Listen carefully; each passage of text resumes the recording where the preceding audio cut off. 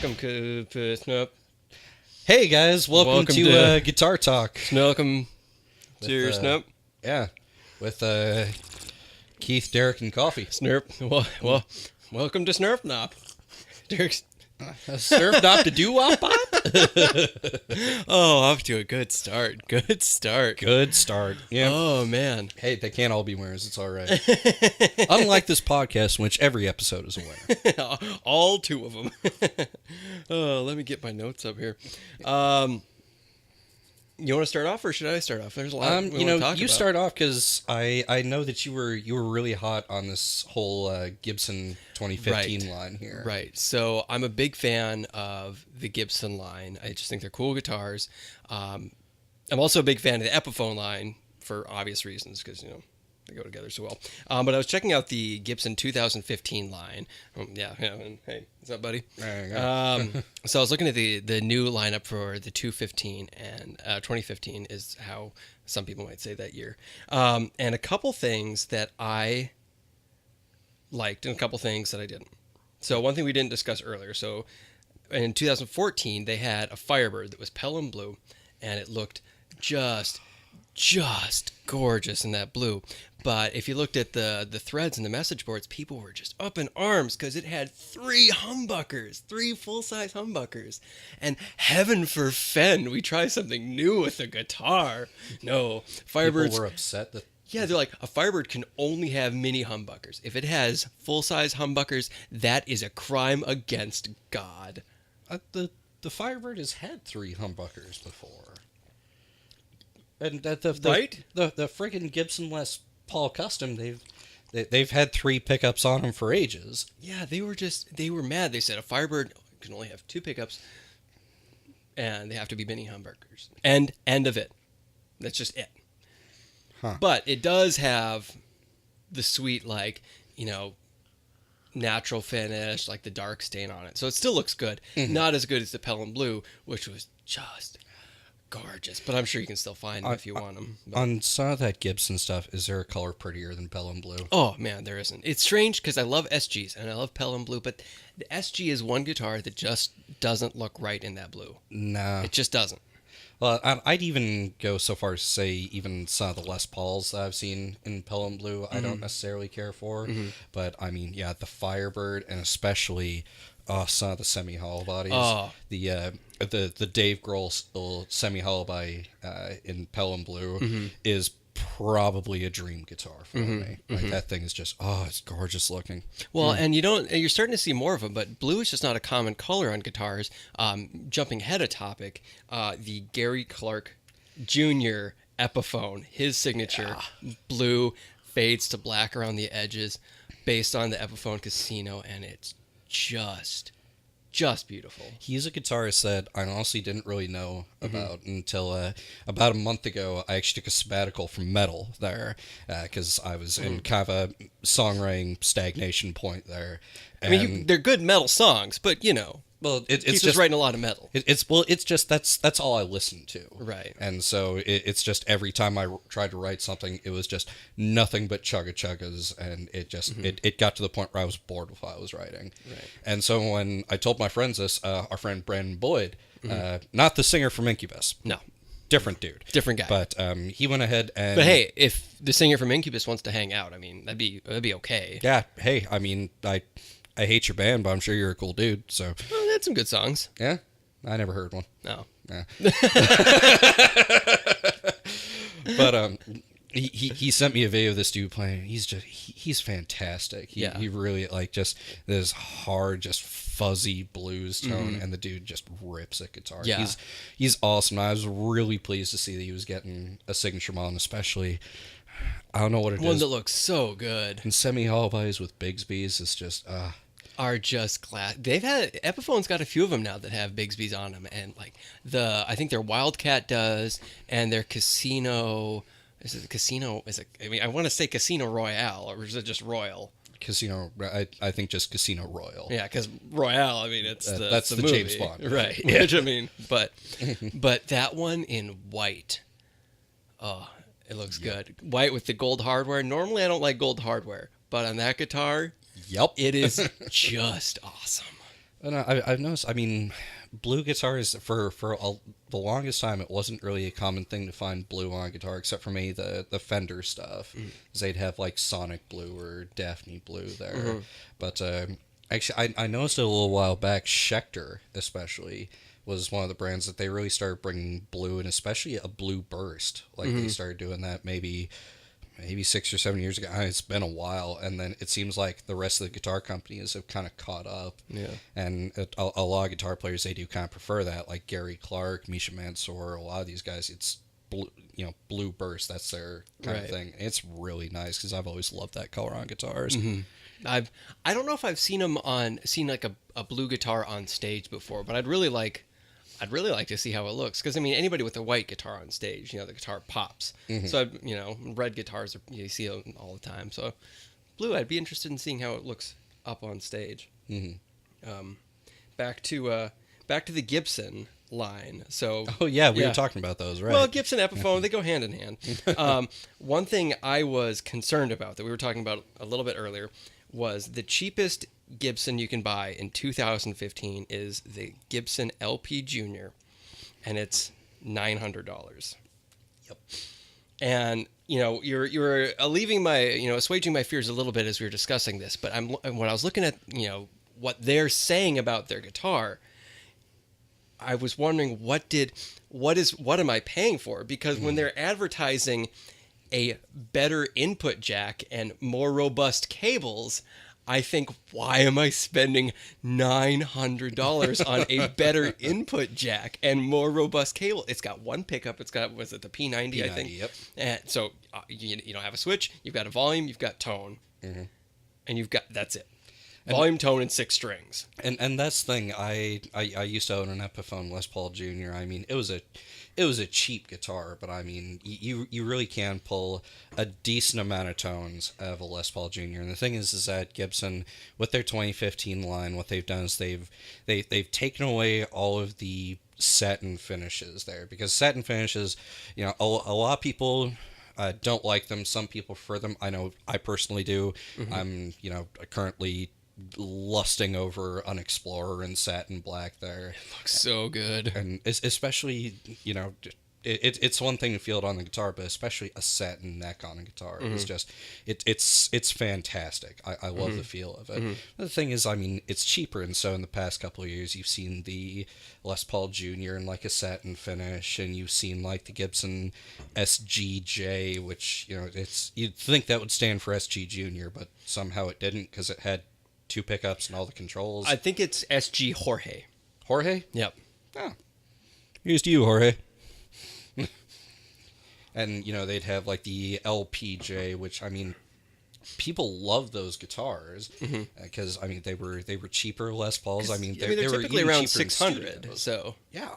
So I mean, it was good price. And that's the thing, it was still an American-made Gibson, and, you get the satin finish, which some people prefer. I mean, it'll wear off a little more quickly, but I mean, that shit gets personalized real quick. It looks cool when it wears down. It Like I can really see why does. people stay away from it, because when you see them at first in person, like they do look a little cheesy. But then you just have to think about, okay, what's this going to look like a year from now? Because a glossy finish, when it starts getting marred up and everything, the light catches it and it loses that luster. But a matte finish, once it starts getting marked up, just looks awesome. Yeah. It looks like this has been down the road of rock. It looks like some gnarly fucker that you found in a pawn shop that, like, Jimmy Page, like decide, you know what, I fucked this thing enough, and just threw it off his airplane with a couple of octopuses. Octopi, sorry. I'd watch that movie. But and I mean, a satin finish really, I know Jim Root did that on his Telecasters, Yeah. and it was a purposeful thing, because he's like, if you play this thing like steadily for a year, it will wear in all the spots that you actually touch the guitar, and anybody looking at that will be able to tell, like, okay, that is your guitar there. It's exactly where you touch it, where you will hold it. It becomes like real personalized to you. Right. Last thing, Gibson, they decided they didn't want to do that, and they kind of took away all the satin finishes. Everything's a real nice gloss cellulose, nitrocellulose finish, which is, I mean, it looks pretty, sure, but Especially when it comes to the Les Paul Jr. I mean, that was introduced as a student model. Right. It's supposed to be like the cheaper model, but you're still getting the Gibson quality. But it's just like, here's a flat top, here's one pickup, here's two knobs, some tuners, go Right. rock. Right. And I mean, I feel like if it just costs less to make, it's not making a cheaper guitar. It's just making a less expensive guitar to make. Mm-hmm. Yeah.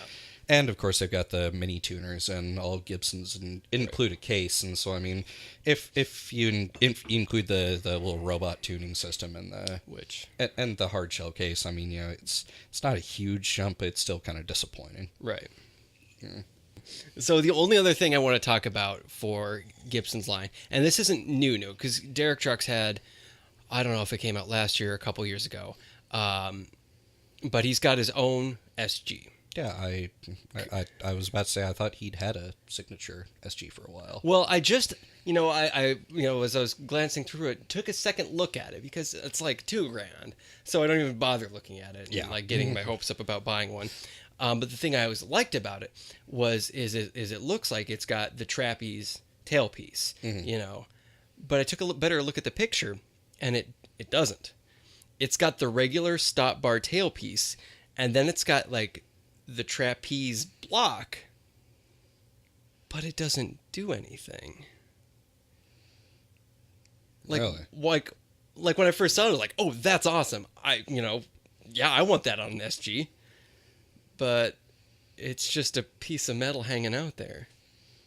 I mean, is it supposed to be like a replica of one of his guitar, like, because it's possible that if it's a replica, then like he could have had an SG with one of the trapeze tailpieces and then just modified it to have a stop tail on it. But I thought that too. So I was looking around, and I figured if there was a story there, Gibson would have said like, "Oh, and this is on here because blah blah blah blah blah." But there's nothing. It just says, "Oh, it's got this tailpiece on it." And end of story. So if somebody knows why that's there, that'd be great to tell us, because I'm legitimately curious. Yeah, that's weird. I mean, every other time that any guitar or company introduces like a model where there's something that's a little off about it, or maybe something not functioning, like they'll tell you, like on the Eddie Van Halen like replicas of like his Frankenstein Strat, there's technically a single coil pickup in there that they put in every guitar. It's not wired up to anything.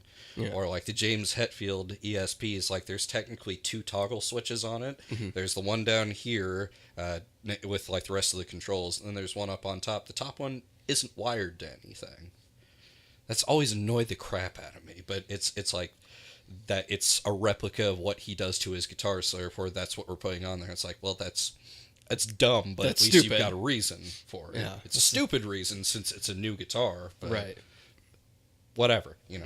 I don't know. Maybe there's a story there. Yeah. You mentioned the mini tuners, and we got to see these in action in a guitar shop recently, and it worked pretty well, except for one string. He spent the poor guy, the G string. Yep. Because of course it was. The poor guy, sitting there, and I've been in this position too. You're a salesperson. You're like, oh, it does this, and it's so great, and then it just does. It spent.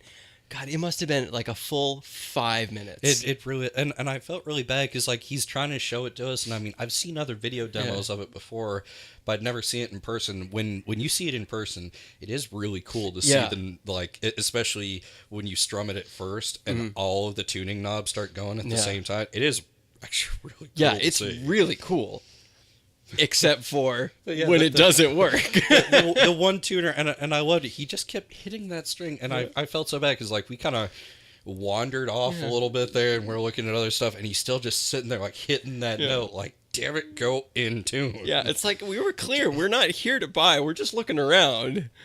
So there was a lust in at least one of us eyes that said that's true. But also, have you seen?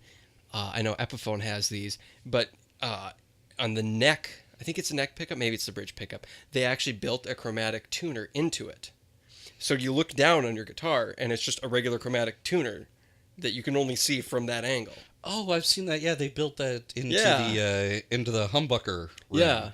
Yeah, I've seen that. That's on the. I know that's on the Slash model. And it looks like they're going to put it more. Like it might just be a standard thing, which would be really cool. See, that's. I would like that a lot more. I mean, the mini tuner is cool, but I would rather just have a regular tuner.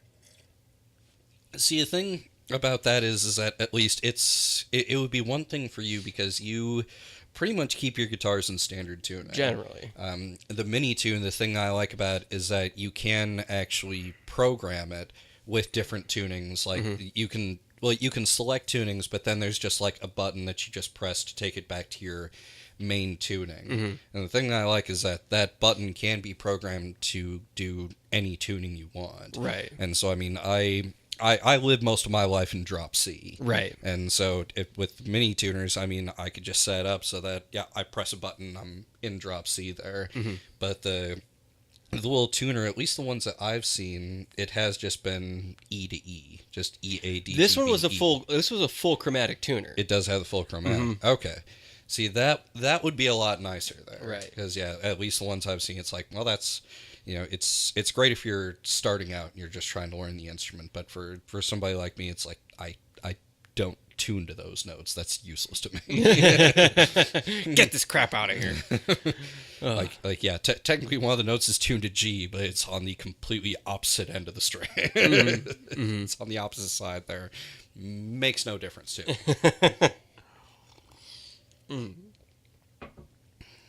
Let's see here. So, Fender has a new line of basses made from some African tree, the akame tree. I don't know how to pronounce it. Sorry. They look cool. Like they've got a really cool wood grain finish on it. Very light. It's very, not kind of all over the place. Sort of more in line. And I'd definitely be interested in playing one.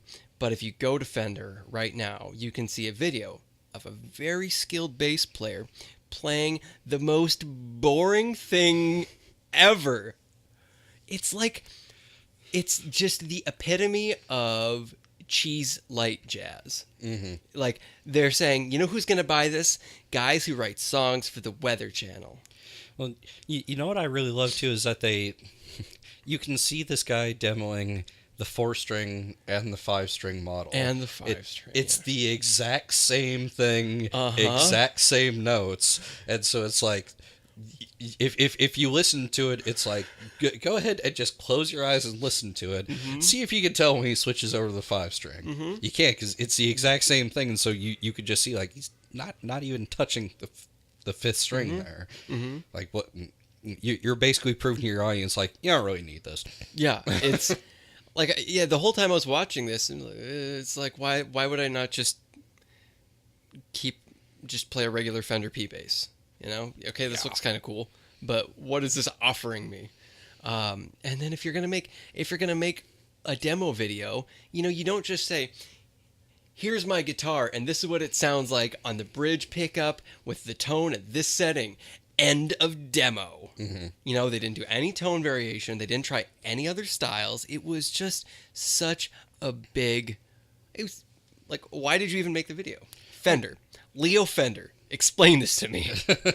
From the grave. Yeah.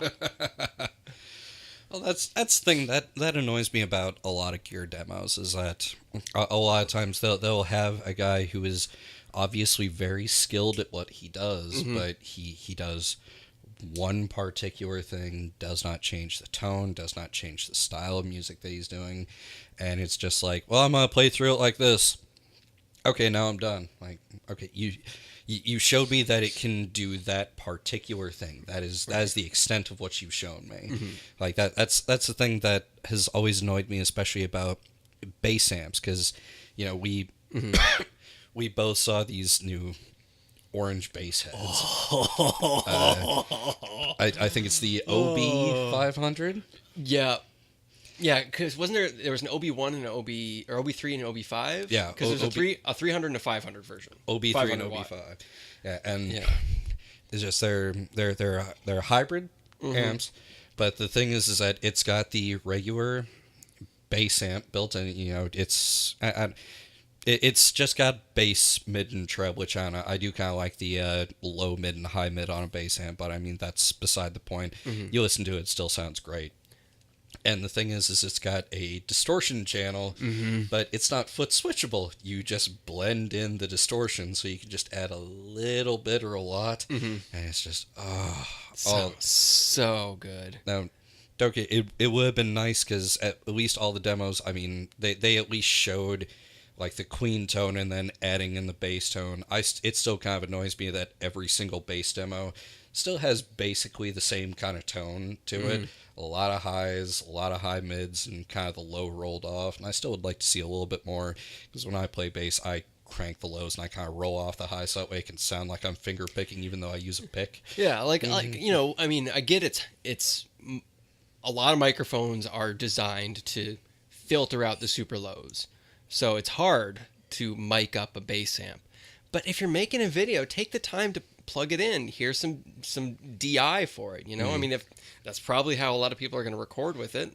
Let's hear how it sounds at least through that way. Yeah, exactly. I mean, if you just have the one tone, I mean, yeah, you're really selling it to those people who use that tone, but you're immediately cutting out anybody else who might use a different tone there, and they might go for a product that maybe would actually show that kind of tone there. Or, you know, maybe they'll be like, well, I guess I probably shouldn't bother trying that. I mean, if it sounds like that, that's not the sound I'm going for. Right. You know, or like if they have to go and try it at a local music store, like you failed the point of having a YouTube video review there. Right. Like every YouTube review I've watched, it's like I've watched it and they've gone through a big range of tones there, and at the end you're like, okay, I still kind of want to try this, but I know what this sucker can do, and Right. I want one. Right, yeah, because at that point you're saying, I want to hear what it sounds like. Can I make these happen, you know? Yeah. It's not like, well, I still have unanswered questions. You know, at the end of a demo, you should know what that can do across the whole range, and you should just want it. Like And you know? when I was looking at the Blackstar HT5 Oh, man. before I got one, I mean, I looked at so many video reviews and saw all these different people using it for different styles. Don't get me wrong, when I first played it, it still freaking blew me away.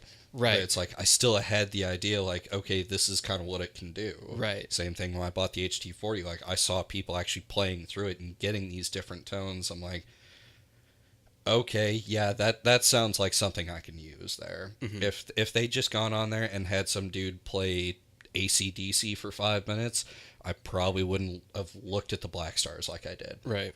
It's like, nah, great, it sounds like a Marshall. All right, next. You know, I can't help but think about, so we're going to review gear, Yes. so they better be good.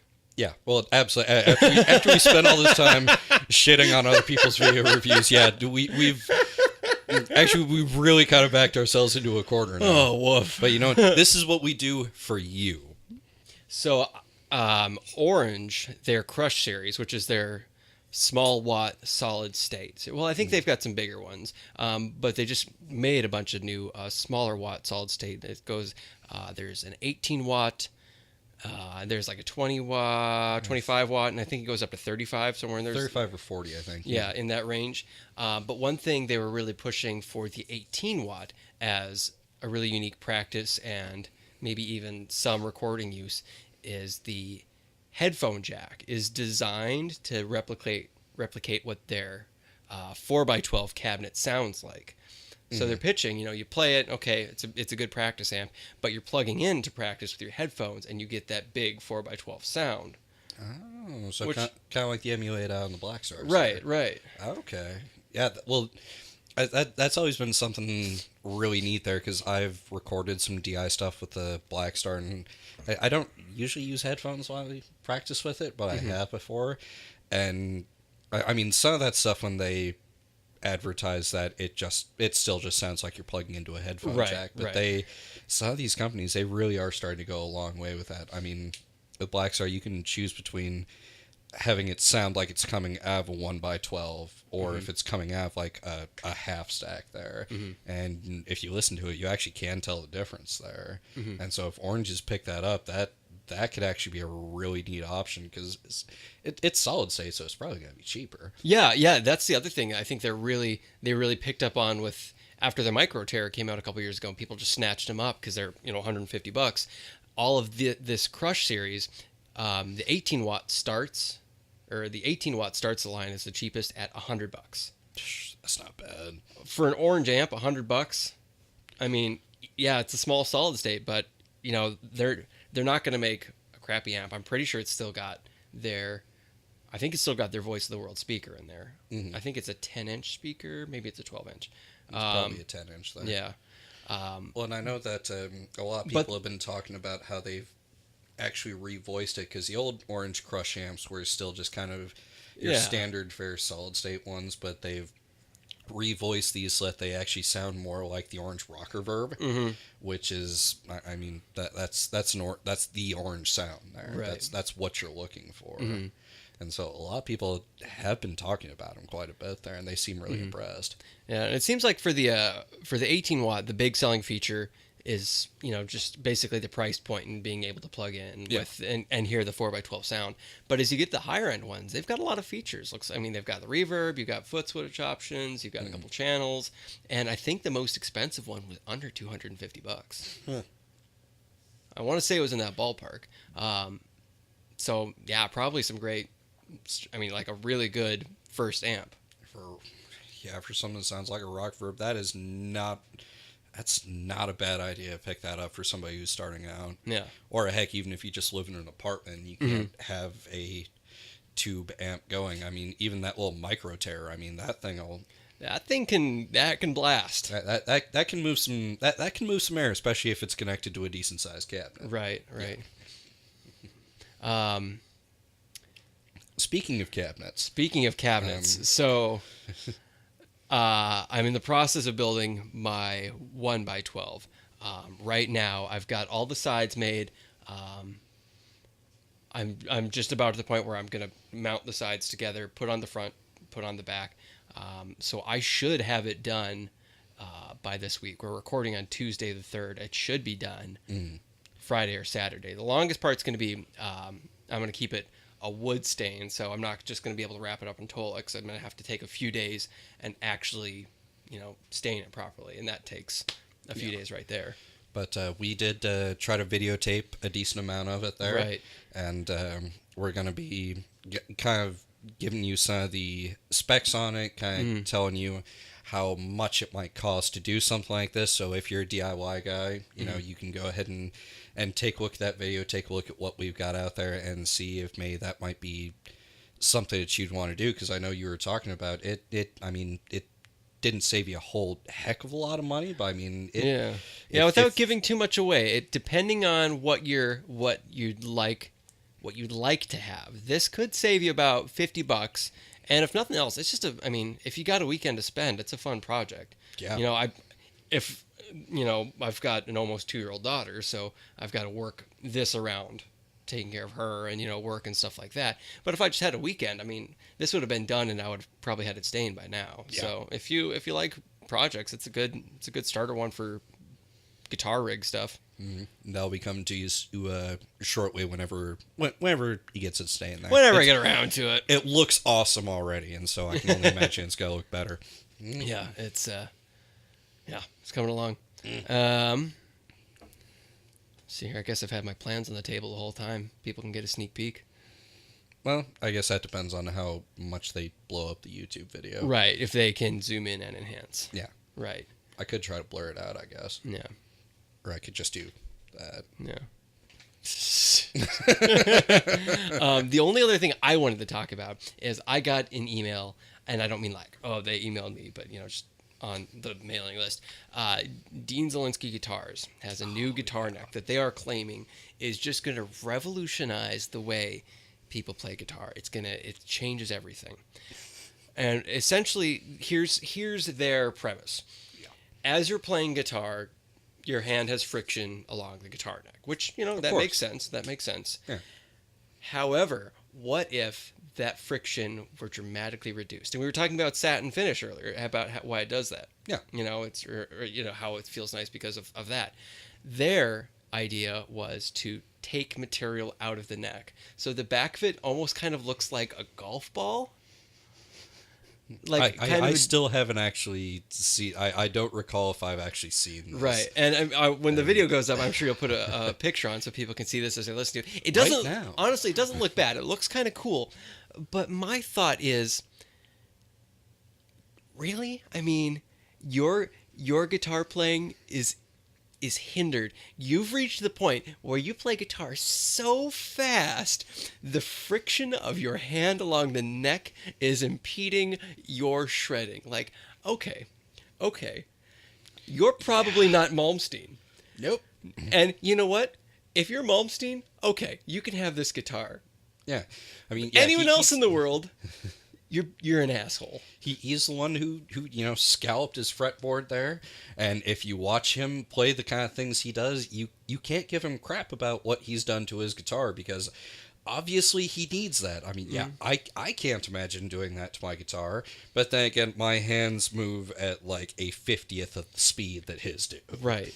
It feels like when people shave their legs because they're going to be swimming in a race, or people that have like the aerodynamic helmets and the skin tight shorts because they're cutting down drag while they're bicycle racing. Like who do you think you are? Yeah. And let me put it this way. They're not going to be putting the golf ball neck on an Epiphone. No. No. It just looks like a piece of, just like, look how much money I spent on a guitar. I've got a Dean Zelinsky golf ball neck. Like, just give me a fucking break. Yeah, you're gonna look like an idiot playing it. I mean, Zelinsky guitars, if you want us to recant this statement, feel free. You can send us each one. We'll play them. Oh, absolutely. We'll post a video of it. Yeah. Of us playing those things, much slower than anybody else on YouTube, but we will be playing it, and we will give first-hand impressions. But I mean, you know what? If they're that great. Well, I mean, I didn't see a price, and when you don't see a price, that's not a good sign. Well, don't get me wrong. I mean, when I pick up a golf ball, I mean, there's just so little friction, it just flies out of my hand. And so, I mean, we could be completely wrong on this. Well, and their advertising for the design is just like, oh my God, they go into like the geometry of the shapes and how they came up with the, like, oh God. Mm-hmm. Just give me a break. Don't get me wrong. I mean, I'm all for guitar or innovation. I mean, a lot of people are upset with the mini tune system when it came out on guitars. And I mean, it may not be some people's bag, but I mean, I've seen it done. And I've seen it done well, and you can see where, like, okay, that actually helps the process of what you're doing. Right. Like, that's the right kind of innovation. Mm-hmm. Sometimes you go too far and you get one of the Gibson robot guitars. Right. But, I mean, it's... At least you're trying. But, I mean, when you get to that neck, it's like, you... Stop trying. Yeah, exactly. You're working on the wrong spot. Yeah, I don't want to say no innovation. As we talked about with, the Firebirds earlier, and when people complaining about the, triple humbuckers on them. But that wasn't a problem for... I'm going to go ahead and say 99.9 with the line over it, so repeating, percent of guitar players. Yeah. Like, no. I don't know. If they would have released that as... Or if they would have just released a video of, like, some dude who asked for that as a custom option on his guitar, mm-hmm. and this dude honestly explaining why he wanted to do it, mm-hmm. I would have been fine with that. But them just releasing this to me like, this is something that we geometrically designed with shapes and science and shit. And it's like, okay, now you're just kind of talking at your ass, and you don't really have anybody willing to back this up. Like, this is something that I have used, and this is better. Right. And I bet you're probably not going to. Yeah.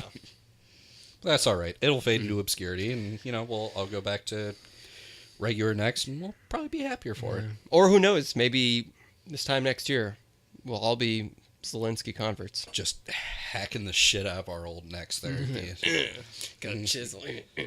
Like, this needs less wood on it because I need to go fast. I don't want to end on that. That was negative.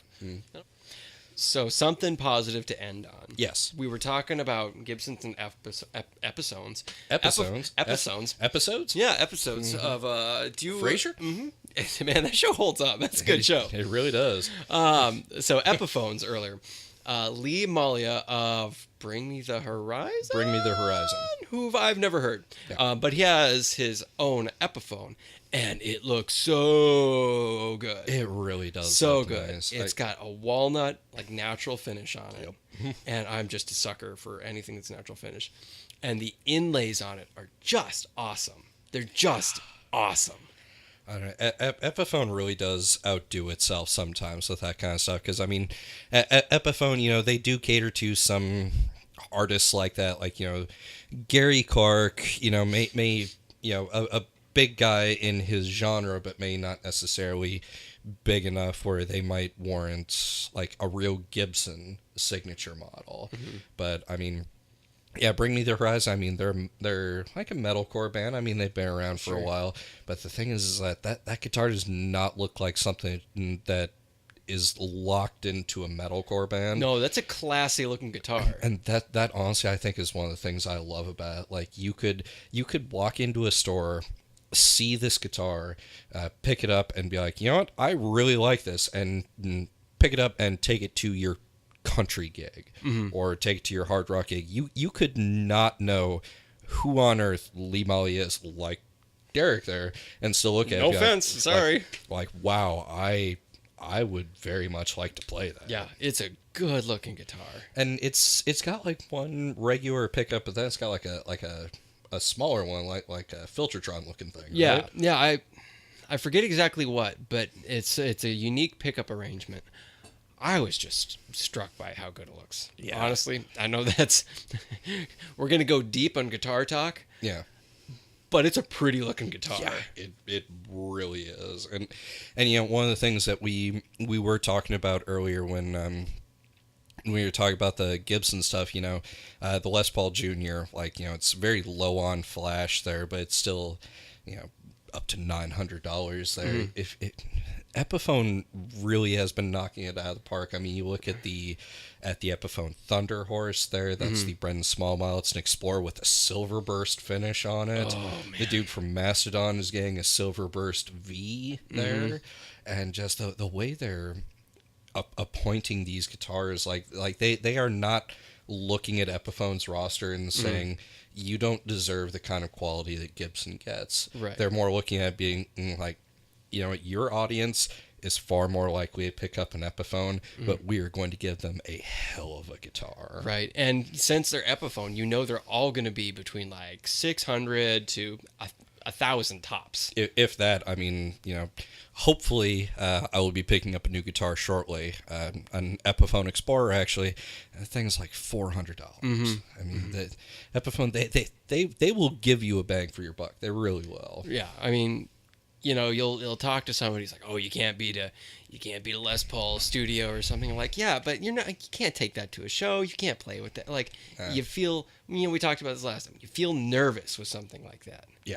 Yeah, I want a guitar I can have fun with. Yeah, exactly. And you know, I think honestly that may be something that this dude Lee Malia kind of thought about. Like, you know, well, if they give me this fancy Les Paul custom and I bring it to a show with, you know, 300 kids in front of it, I'm gonna look like a jerk, and if something happens to it, I'm gonna be like, no. Right. I mean, if it's an Epiphone, like, throw it around, bang it up, make it yours. Yeah. You know, just like the satin finishes, make it yours. You know, customize it. Heck, with that thing, I mean, you don't have to feel too bad about if you buy that thing, and if you want to, I don't know why you'd want to cover up the finish with something like this. You could sticker that sucker up if you want to. Don't worry about it. Right. Big deal.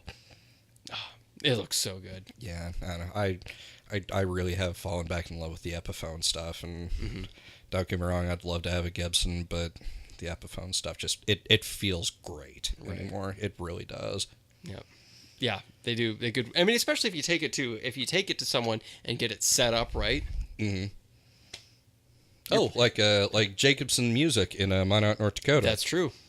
Tell him Keith or Derek sent you. Zach will look at you funny. He'll take care of you. Oh yeah. Or assassinate you. Well, you know, I mean. Okay, he won't do that. Well, it depends on what day of the week it is. No, we're not telling you the day.